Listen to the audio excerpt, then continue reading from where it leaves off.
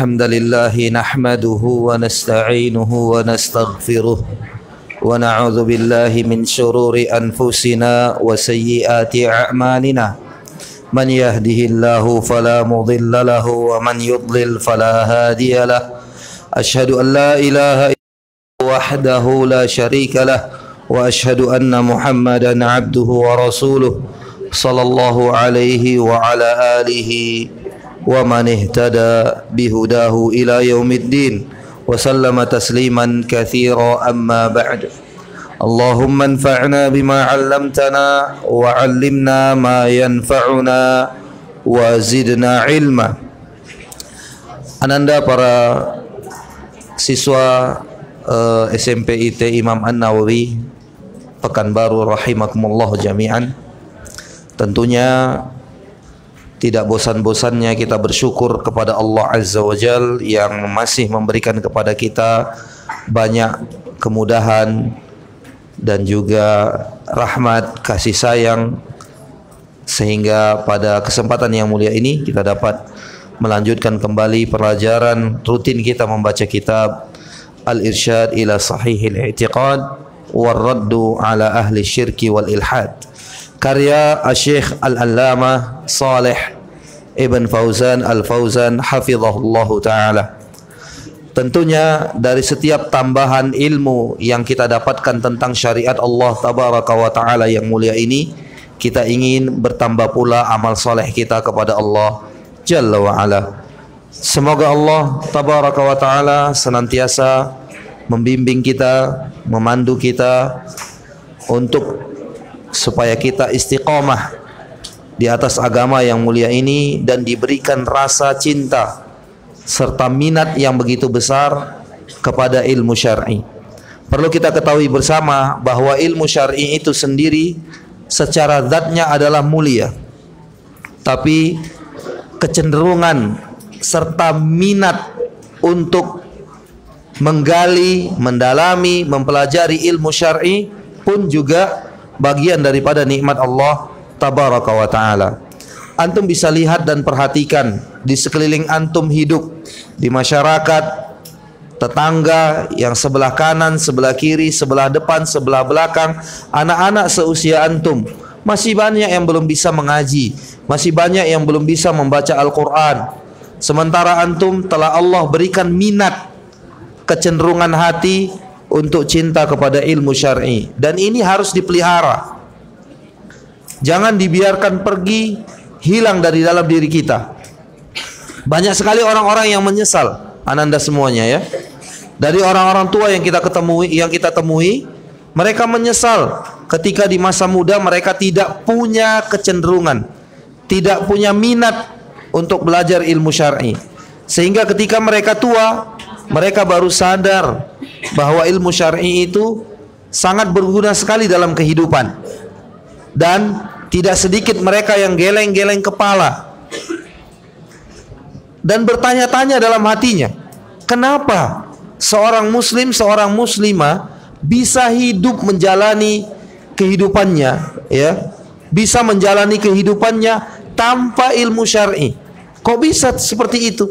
Padahal salat sendiri merupakan kewajiban seorang muslim dan seorang muslimah, juga butuh ilmu, butuh petunjuk dari syariat yang mulia ini.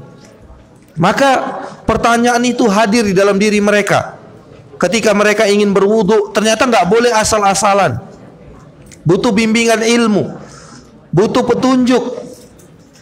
Maka di situ mereka merasa menyesal. Kenapa? Karena mereka di masa mudanya tidak minat untuk belajar ilmu syar'i. Ya, nah, ini yang harus kita syukuri ananda semuanya.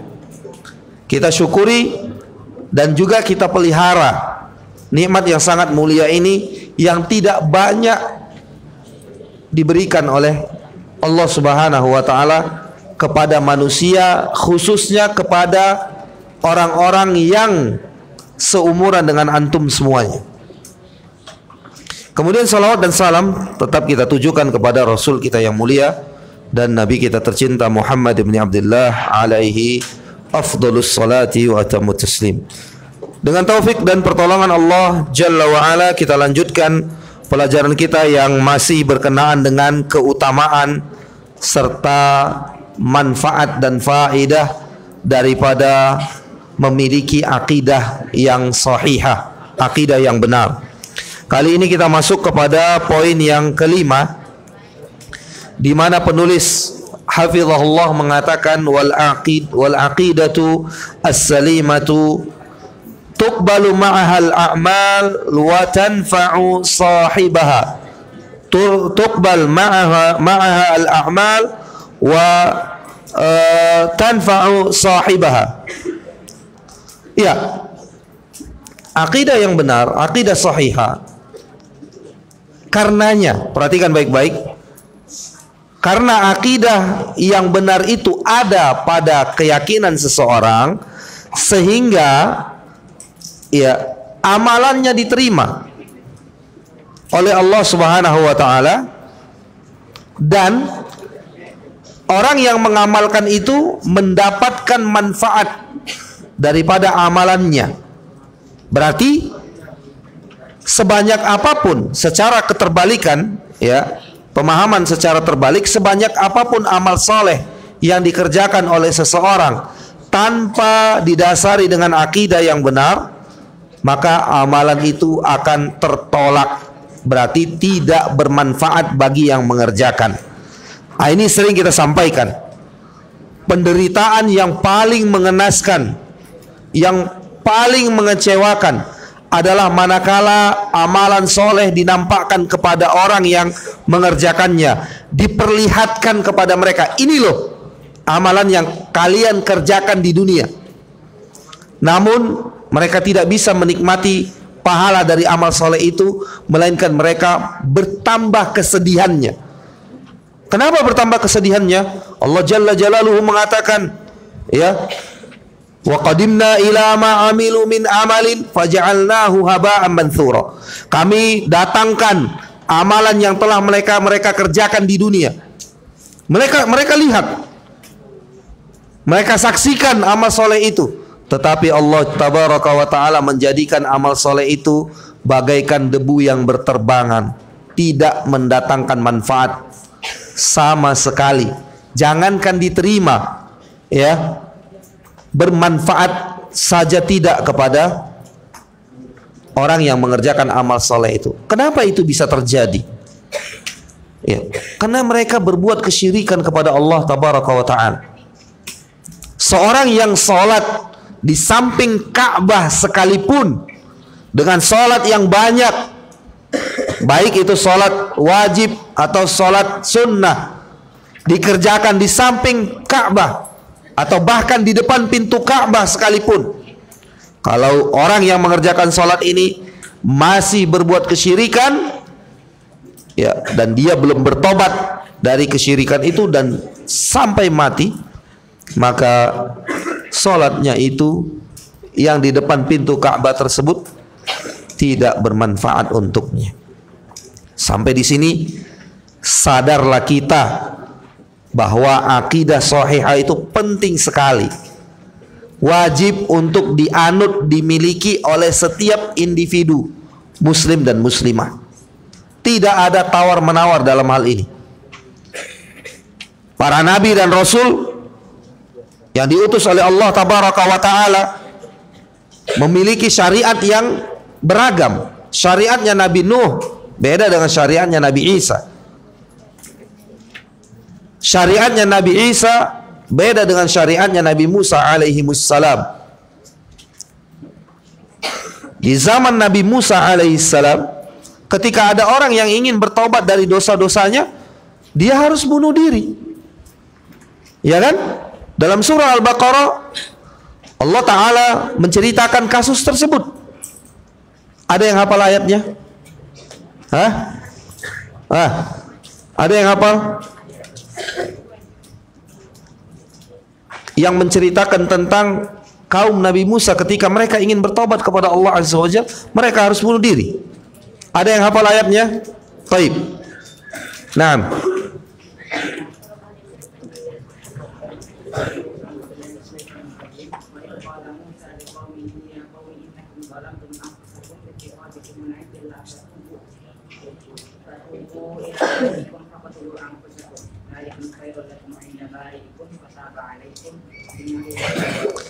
Barakallahu fiik. Ta'al ya habibi.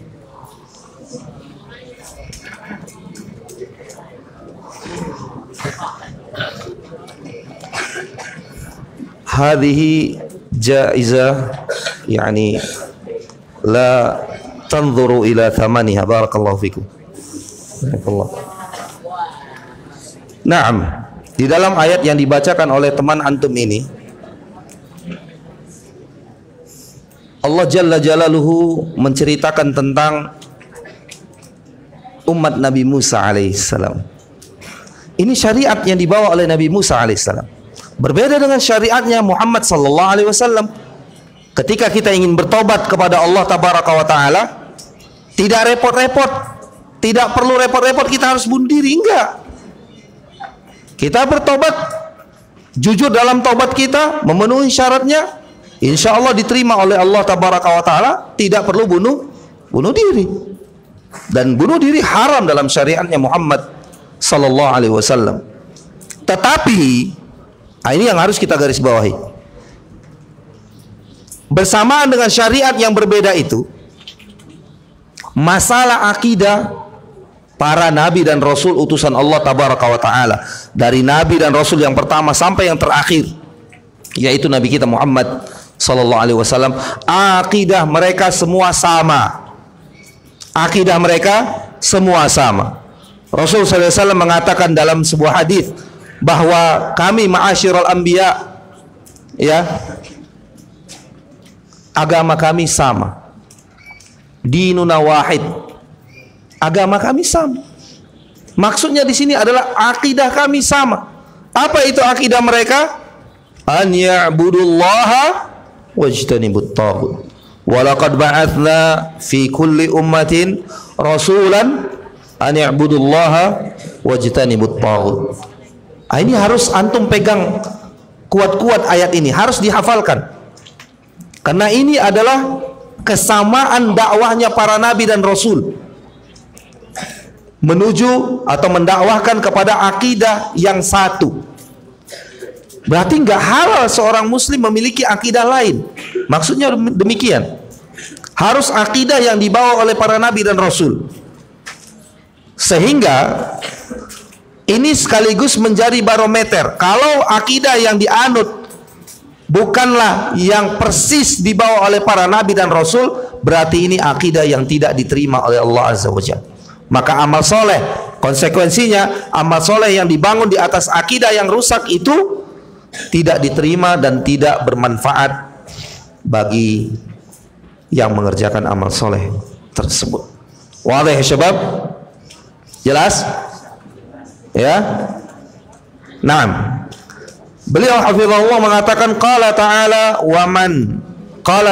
man amila salihan min dzakarin aw untha wa huwa mu'min falanuhyiyannahu hayatan thayyibah wa lanajziyannahum ajrahum bi ahsani ma kanu ya'malun. Perhatikan ayat ini baik-baik.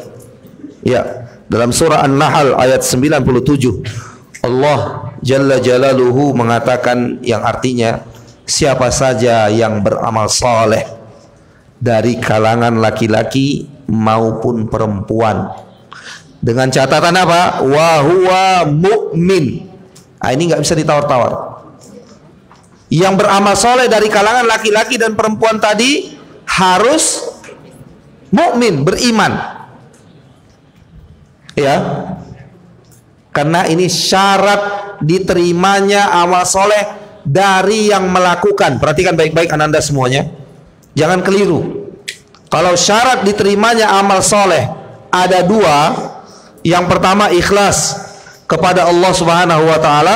Yang kedua harus mutaba'ah, meneladani Nabi Sallallahu Alaihi Wasallam dalam beramal soleh itu.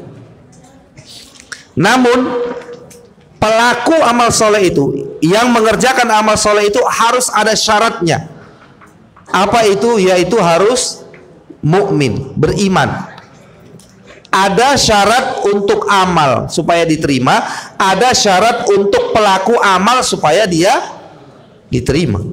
Makanya sering kita baca di dalam kitab-kitab fikih khususnya, ya, imma itu tentang sholat, wudu, zakat, puasa dan yang lainnya dari ibadah-ibadah yang ada. Syarat pertama yang harus dipenuhi oleh orang yang melakukan ibadah itu al-iman atau al-islam. Sebelum disebutkan nanti al-bulugh, ya kan? Harus akil balik dan seterusnya. Syarat pertama harus al-iman. Tanpa iman, kebaikan apapun yang diniatkan untuk mendapatkan pahala dari sebuah perbuatan baik nggak mungkin bisa terrealisasi. La abadan.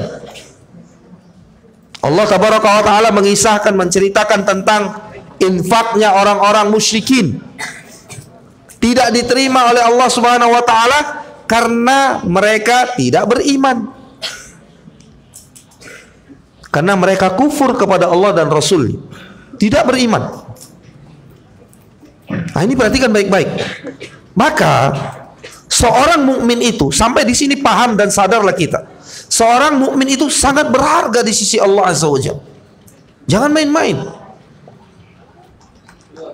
Dengan iman dia berharga di sisi Allah Subhanahu wa taala. Ya. Kembali kita kepada ayat wa huwa mu'min. Orang yang beramal itu, beramal soleh itu dari kalangan laki-laki dan wanita, haruslah seorang mukmin, maka baru diganjari pahala. Falanuhiyannahu hayatan thayyibah. Kami akan berikan bagi dia kehidupan yang baik. Kehidupan yang baik. Ustaz, itu orang-orang beriman khususnya di kalangan para sahabat, kok kehidupan mereka miskin? Ini kita salah ukur. Kehidupan yang baik itu bukan soal kehidupan penuh materi. Betapa banyak orang-orang yang hidup dengan bergelimang materi, harta, benda, jabatan, kedudukannya. Mereka nggak bahagia. Dikejar-kejar oleh orang, dituntut oleh orang. Banyak masalah-masalah yang mereka hadapi. Itu orang-orang yang beriman, mereka tidak banyak materinya, tidak banyak hartanya, tenang mereka menjalani kehidupan ini. Kepasrahan diri mereka dalam bentuk tawakal kepada Allah Jalla wa Ala terlihat jelas. Prinsip mereka dalam hidup terlihat jelas, bahwa tujuan mereka untuk hidup di bumi Allah Azza wa Jalla ini bukan untuk mengumpulkan pundi-pundi rupiah, bukan. Atau membangun reputasi diri agar menjadi orang yang paling tinggi pangkat dan kehormatannya, bukan. Mereka sadar, mereka paham betul firman Allah Subhanahu wa taala yang berbunyi, "Wa ma khalaqtul jinna wal insa illa liya'budun." Jadi hidup itu sebenarnya sederhana. Ya, tujuan hidup jelas, hidup sederhana. Yang sering membuat kita repot itu gaya hidup kita masing-masing. Ini yang sering membuat kita repot, sehingga kita merasa hidup ini kok ribet banget ya, kok berat sekali rasanya. Karena memang gaya hidup kita,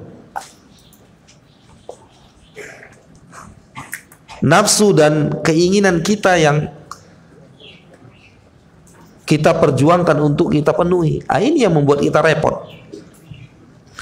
Allah tabaraka wa taala mengatakan tadi, falanuhyiyannahu hayatan thayyibah. Kami akan berikan mereka kehidupan yang baik. Ingat, kehidupan yang baik itu sekali lagi bukan semata kehidupan yang penuh dengan materi, harta dan kedudukan. Harta dan kedudukan itu satu dari fasilitas kehidupan. Fasilitas yang lain masih sangat banyak. Dan yang paling terpenting adalah seorang memiliki hati yang qanaah. Seperti yang dikatakan oleh Imam Syafi'i rahimahullah, apabila kamu adalah orang yang qanaah, apabila kamu orang atau hamba yang qanaah, merasa cukup dengan apa yang Allah berikan, maka anta wa mulukud dunya sawa. Maka kamu dengan raja-raja yang ada di dunia ini sama saja. Kenapa? Raja-raja itu merasa memiliki, kamu juga merasa memiliki. Tetapi kepemilikanmu jauh lebih berarti karena kamu ridha atas pemberian Allah Jalla wa'ala. Ya. Nah, ini yang membuat kehidupan seorang tenang. Ambisi dia kepada kehidupan dunia ini tidak besar. Ananda semuanya, dalam sebuah doa Nabi SAW mengatakan, Allahumma inni as'aluka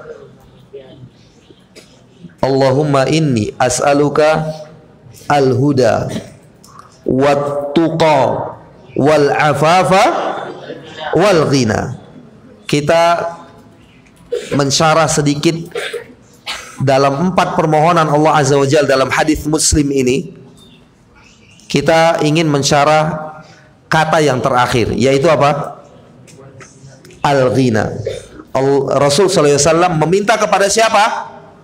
Kepada Allahumma inni as'aluka al-huda ila al-ghina. Memintanya kepada siapa? Allah.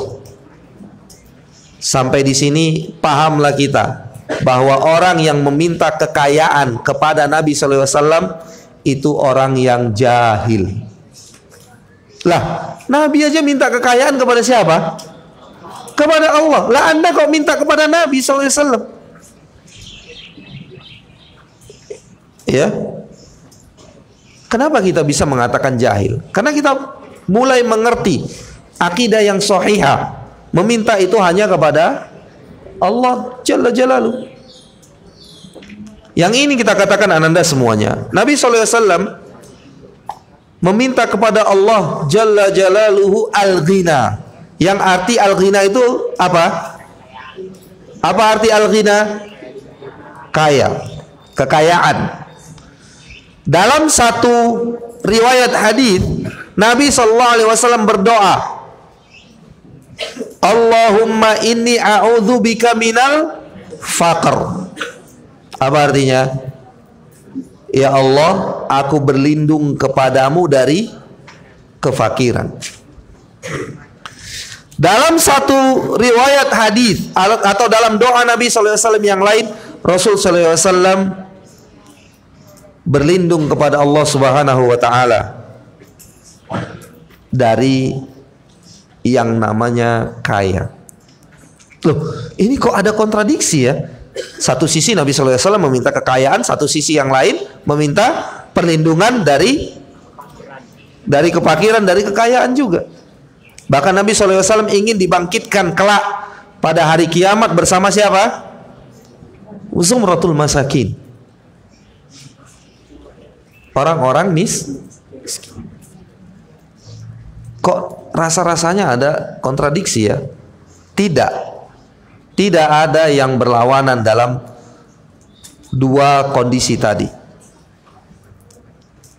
Islam tidak menyalahkan seorang menjadi kaya raya. Enggak pernah. Kita lihat dari 10 sahabat Nabi SAW yang dijamin masuk surga, tercatat orang miskin cuma Ali bin Abi Thalib radhiyallahu taala anhu. Yang lainnya kaya raya. Yang lainnya siapa? Kaya raya. Utsman saudagar, kaya raya radhiyallahu taala an. Abu Bakar As-Siddiq radhiyallahu taala anhu dengan hartanya lah. Ya, hijrah Nabi sallallahu alaihi wasallam terbantu. Tentunya pertama dengan bantuan Allah Jalla wa ala, kemudian bantuan harta daripada Abu Bakar As-Siddiq radhiyallahu taala anhu. Banyak yang kaya raya. Sebagaimana yang miskin juga banyak. Seperti siapa itu? Abu Dzarrin Al-Ghifari, Jundub ibn Junadah radhiyallahu taala. Kalaupun kamu menjadi kaya, kamu tidak dipuja dan dipuji, tidak dinaikkan derajatmu dalam Islam ini karena kekayaan yang kamu miliki. Maksudnya begitu. Sebagaimana kalau kamu miskin pun tidak dicela dalam agama. Tidak juga kedudukanmu di sisi Allah Jalla wa ala rendah.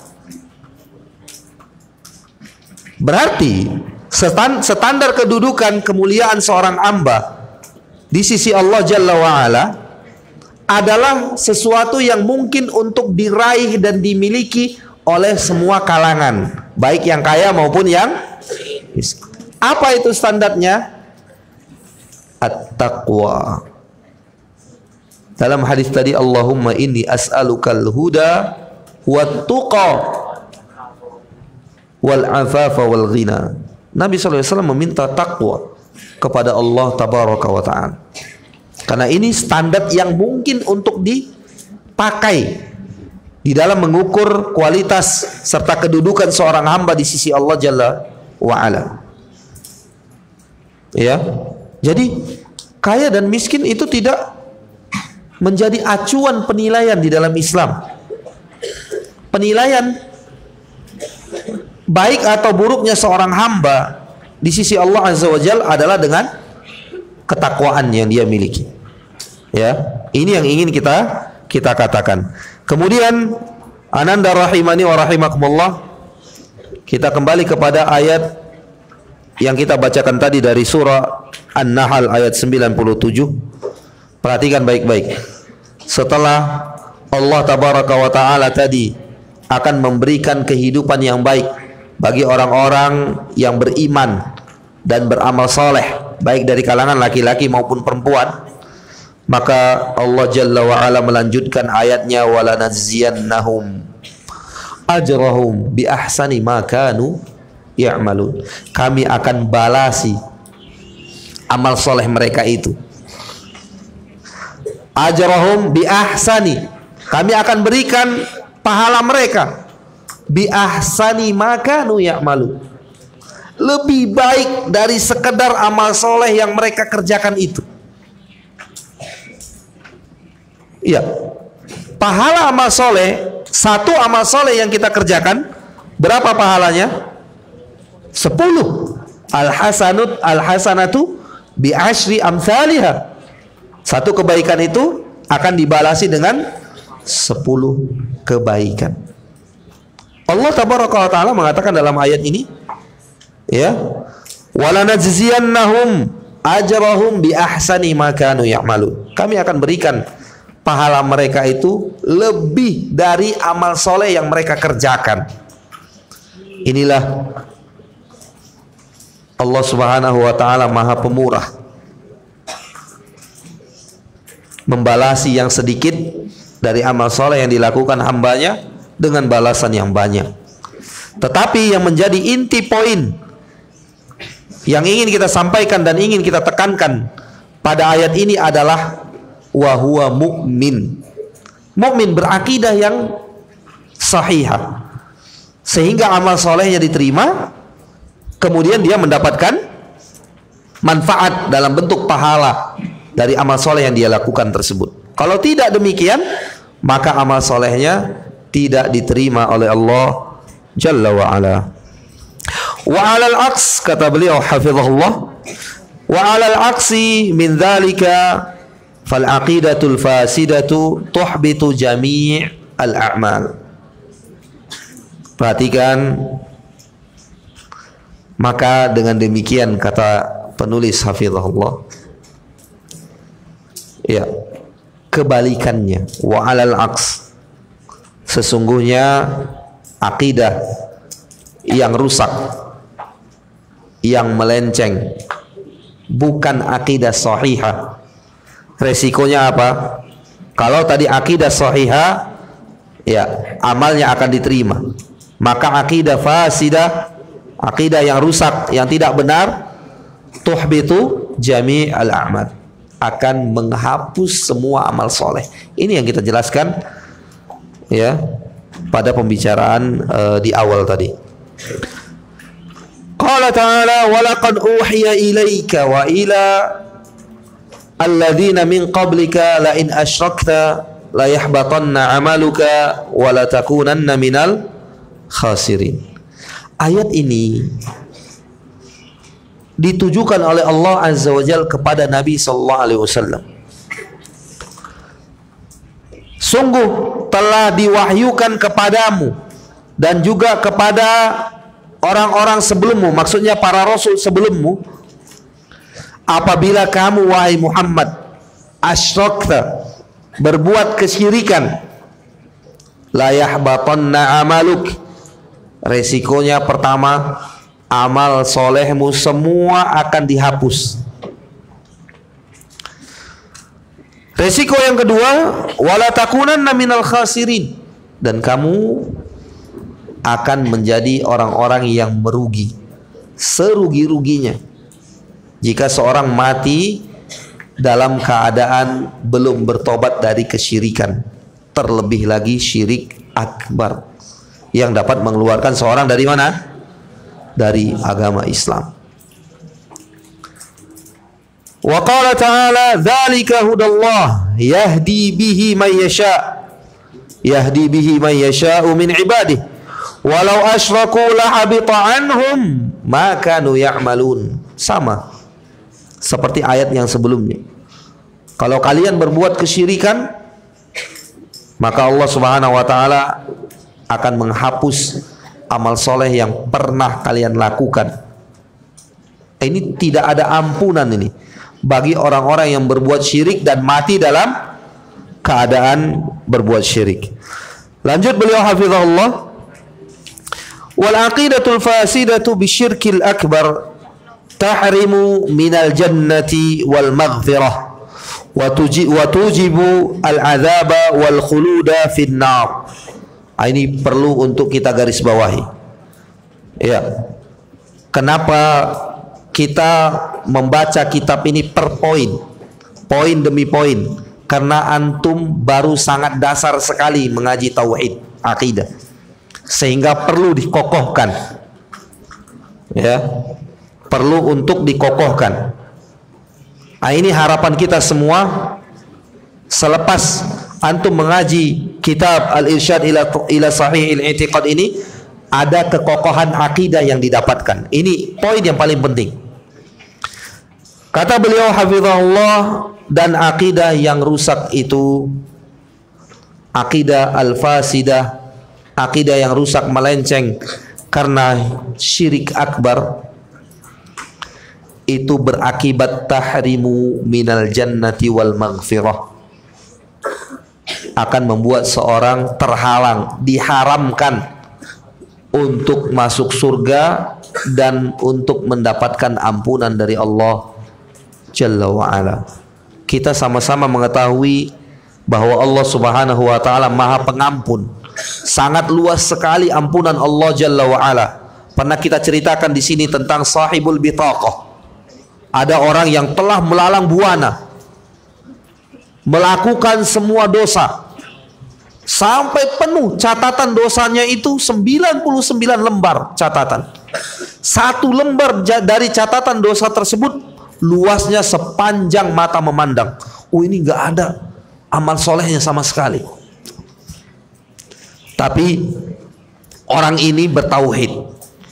Ada kalimat tauhid yang pernah dia ucapkan. Dan saat diinterogasi di persidangan akhirat, dia lupa. Ada nggak ya amal soleh yang aku lakukan? Kenapa? Saking banyaknya kesalahan yang dia lakukan. Bayangkan, satu kesalahan, satu catatan kesalahan dia itu sepanjang mata memandang, gak terukur. Itu ada 99. Yang menakjubkan, penyelamat orang ini hanya kalimatut tauhid. Apa itu kalimatut tauhid? La ilaha illallah, yang pernah dia ucapkan. Saat diinterogasi, ditanya pun di persidangan akhirat, dia lupa. Tidak ingat lagi kapan dia ucapkan itu. Dan kalimatut tauhid itu pun didatangkan, ditimbang di akhirat. Maka didapati kalimatut tauhid lebih berat daripada kesalahannya yang segudang tersebut. Apa yang terjadi? Dia tidak terhalang untuk masuk surga. Ya. sangat mungkin untuk Allah ampuni. Perhatikan baik-baik teman-teman Ananda semuanya, bahwa dalam akidah ahlu sunnati wal jamaah, kesalahan yang bukan kufur dan syirik akbar, ini akidah pokok prinsipil. Kesalahan yang bukan kufur dan syirik akbar, maka di alam akhirat dia berada di bawah kehendak Allah Azza wa Jalla. In sya'a afa anhu wa in sya'a adzabahu. Jika Allah ingin, Allah ampunkan dia, walau kesalahannya setinggi gunung yang menjulang. Tetapi tidak ada satupun dari kesalahan yang setinggi gunung menjulang itu yang disebut dengan syirik. Nggak ada. Ada di situ zina, minum khamar, macam-macam ada. Mengerikan lah pokoknya. Ya. Tapi dia tidak pernah berbuat kesyirikan. Maka sangat mungkin untuk Allah ampuni. Atau kalau toh Allah Jalla wa'ala mengazabnya, maka Allah akan azab dia sesuai dengan kadar kesalahannya. Ini perlu untuk kita sebutkan ananda semuanya, supaya antum jangan begitu risih sekali sampai kepada ucapan hati antum ketika antum melihat preman tengik di pasar. Oh, ini penghuni neraka. Nggak boleh. Ya, nggak boleh. Dan banyak kaum muslimin yang memvonis seperti itu. Seakan-akan persidangan akhirat ada di tangannya. Nggak boleh. Kalau dia mukmin, kita harus berhusnudzon kepadanya. Semoga Allah memberikannya hidayah dan mengampuni kesalahannya. Siapa yang menjamin kalau dia akan masuk neraka? Nggak ada. Kita tidak boleh menjamin. Bisa jadi dia akan bertobat nantinya. Bisa jadi di penghujung hayatnya dia bertobat kepada Allah Jalla wa'ala. Ya, ini dahsyatnya antara iman dengan kufur, supaya antum tahu. Ya, dahsyatnya iman dan kufur, tingginya iman dan rendahnya kufur. Sehebat apapun seorang dalam prestasi dunia, terkenal, ganteng, kaya, apalagi sultan lah pokoknya dalam bahasa antum, ya gak? Kalau dia tidak beriman, maka dia tidak ada kedudukannya di sisi Allah Subhanahu wa ta'ala. Sejelek apapun rupa seseorang, hitam, pesek, keriting, ada nggak yang seperti itu? Ada. Ada. Bahkan sebagian daripada mereka, ya, mohon maaf, ada yang tampangnya menakutkan sehingga membuat anak-anak kecil takut, lari. Ya, kalau lihat badut anak kecil suka, ini tidak, lari. Tampangnya jelek, bajunya kusut masai, hidungnya pesek, apalagi rambut keriting, kulit hitam, tapi dia berakidah sahihah.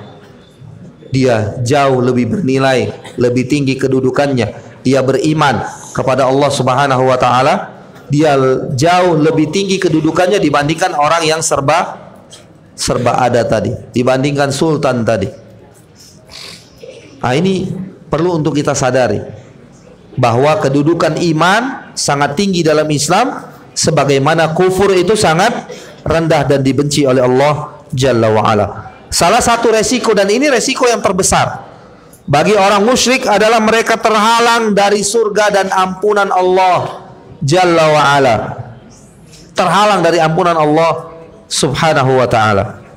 Dan tidak sampai di situ, tujibul azab wal khuluda finnar. Konsekuensinya mereka akan mendapatkan azab dari Allah Jalla wa'ala dan khulud finnar. Ma makna khulud ya syabab? Khulud. Ma makna khulud? Khalidan fiha. Ma maknahu? Kekal untuk selama-lamanya di dalam api neraka. Kita tutup pertemuan kita dengan dua ayat yang dibawakan oleh beliau pada kasus ini. Pertama, dalam surah An-Nisa ayat 48, dan yang kedua dalam surah Al-Maidah ayat 72. Simak baik-baik. Allah Jalla Jalaluhu mengatakan, innallaha la yaghfiru ayyushraka bihi wa yaghfiru ma duna dzalika liman yasha. Sesungguhnya, jangan main-main. Inna artinya sesungguhnya. Allah Subhanahu wa taala tidak akan pernah mengampuni dosa syirik, dosa orang yang berbuat syirik kepadanya. Setelah itu Allah lanjutkan firman-Nya, wa yaghfiru ma duna dzalika liman yasha, dan Allah ampuni selain dosa syirik itu bagi orang-orang yang Allah ingin ampuni dia. Berarti dosa yang lain punya peluang untuk diampuni oleh Allah Subhanahu wa taala. Kalau syirik tidak sama sekali. Kalau orang mati dalam kesyirikan, dalam ayat ini dimaksudkan adalah syirik besar. Ya. Maka la yaghfirullah. Kalau dia mati membawa dosa syirik besar, tidak akan pernah Allah ampuni untuk selama-lamanya. Kalau begitu, Ustaz, itu syirik besar sangat dikecam oleh Allah Azza wa Jalla. Iya, baru tahu antum, makanya belajar. Ya, apa contoh syirik besar, Ustaz? Apa hanya sekedar orang beribadah kepada selain Allah? Enggak, itu satu dari sekian contoh yang ada. Itu satu dari sekian praktek yang ada di negeri kita ini. Meminta-minta kepada penghuni kubur pun termasuk bagian daripada syirik besar. Ada prakteknya di negeri kita ini? Ada. Makanya tugas antum sebagai penuntut ilmu tidak ringan. Kalau antum belajarnya main-main, belajar akidah sambil iseng-iseng sama kawan, kita khawatir untuk mewariskan ilmu ini kepada generasi-generasi muda yang seperti ini. Ya, gimana? Tugas ini tidak ringan, ananda semuanya, tidak ringan. Banyak orang-orang yang masih meminta kepada penghuni kubur, kepada selain Allah Azza wa Jalla. Banyak orang yang meyakini bahwa hujan bisa berpindah dari Pekanbaru ke Kampar umpamanya. Ya. Dengan kekuatan selain kekuatan Allah Jalla wa Ala. Antum sudah belajar kemarin tentang pembagian tauhid, rububiyah, uluhiyah dan asma wa sifat. Sekarang Ustaz tanya, dipraktekkan ini. Meyakini orang yang bisa memindahkan hujan dengan kekuatan selain kekuatan Allah, syirik bukan? Syirik apa namanya? Dari 3 macam syirik tadi, rububiyah kah, uluhiyah kah, atau asma wa sifat? Terjadi perselisihan pendapat di kalangan siswa SMP IT Imam An-Nawawi. Satu kelompok mengatakan syirik dalam rububiyah, satu lagi mengatakan syirik dalam uluhiyah. Mana yang benar? Satu kata, syirik dalam rububiyah atau uluhiyah? Inna lillahi wa inna ilaihi raji'un. Itu mengatur hujan, wewenang siapa? Allah Azza wa Jalla. Tauhid yang berbicara tentang wewenang Allah, tauhid apa namanya? Rububiyah. Ustaz, orang-orang yang salah jawabannya tadi jangan naik kelas. Ya, nggak layak antum naik kelas kalau kayak gini. Ini Ustaz bergurau ya. Saking pentingnya ilmu akidah. Jangan salah. Rububiyah, uluhiyah, asma wa sifat. Sampai tua kita nggak bisa membedakan. Oh, ini terjadi kesyirikan dalam rububiyah, ini uluhiyah. Itu kan nggak keren namanya. Iya kan? Masa ada penuntut ilmu di sekolah Islam ini aja masih bingung sampai dia tamat SMP, itu namanya lulus dengan tidak keren. Antum harus lulus dengan yang keren. Apa itu kerennya? Tauhid. Ini Ustaz. Luar kepala, rububiyah, uluhiyah, asma wa sifat luar kepala. Nah, begitu baru. Ya. Baik, kita lanjutkan. Innahu may yusyrik billah faqad harramallahu alaihi al-jannata wa ma'wahu an-nar wa ma lidh-dhalimin min ansar. Ini mengerikan ancaman dari Allah Azza wa Jalla. Sesungguhnya siapa saja yang berbuat syirik kepada Allah, maka sungguh akan Allah haramkan untuknya surga dan dia bertempat di neraka. Dan tidak ada seorang penolong pun untuk orang-orang yang zalim. Mengerikan ancaman syirik besar. Neraka selama-lamanya, tidak akan mendapatkan penolong dan tidak akan mendapatkan ampunan dari Allah Tabaraka wa ta'ala untuk selama-lamanya. Ya, berlindung kepada Allah Subhanahu wa ta'ala. Ada doa yang rutin dibaca oleh Nabi sallallahu alaihi wasallam. Ini Nabi loh, yang sangat mengerti apa itu syirik dan bagaimana itu tauhid, selalu berdoa. Apa doanya? Allahumma inni a'udzubika min an usyrika bika wa ana a'lamu wa astaghfiruka lima la a'lamu. Ada yang hafal doanya? Ada yang hafal, tunjuk tangan. Baik. Antum baca pakai mic, akhi. Ta'al. Kelas berapa ini? Sama nih ya. Kelas 8. Baik. Ya, biar kita akhiri pertemuan kita dengan mendengarkan doa dari kawan antum. Siapa namanya? Abdul Malik. Baik. Ya Abdul Malik, apa doa yang kita bacakan tadi? Bisa antum ulang? Biar Ustaz yang makan. Antum baca menghadap ke kawan-kawan, menjadi contoh. Allahumma inni a'udzubika wa ana a'lam wa astaghfiruka lima la a'lam. Allahumma inni a'udzubika min an tusyrika bika. Allahumma inni an usyrika bika wa an Allahumma inni a'udzubika. Allahumma inni a'udzubika min an usyrika bika wa ana a'lam wa astaghfiruka lima la a'lam. Ya, jazakallahu khair, barakallahu fik. Silakan duduk. Dengan demikian ananda semuanya, kita akhiri materi kita dan mohon maaf atas kelebihan waktu yang diberikan. Ya, sebenarnya imbang ya, antum juga datangnya terlambat, jadi nggak apa-apa lah. Barakallahu fikum. Mudah-mudahan antum bisa memaafkannya dan juga para asatidzah dan pendidik, kawan-kawan yang saya cintai di jalan Allah Azza wa Jalla.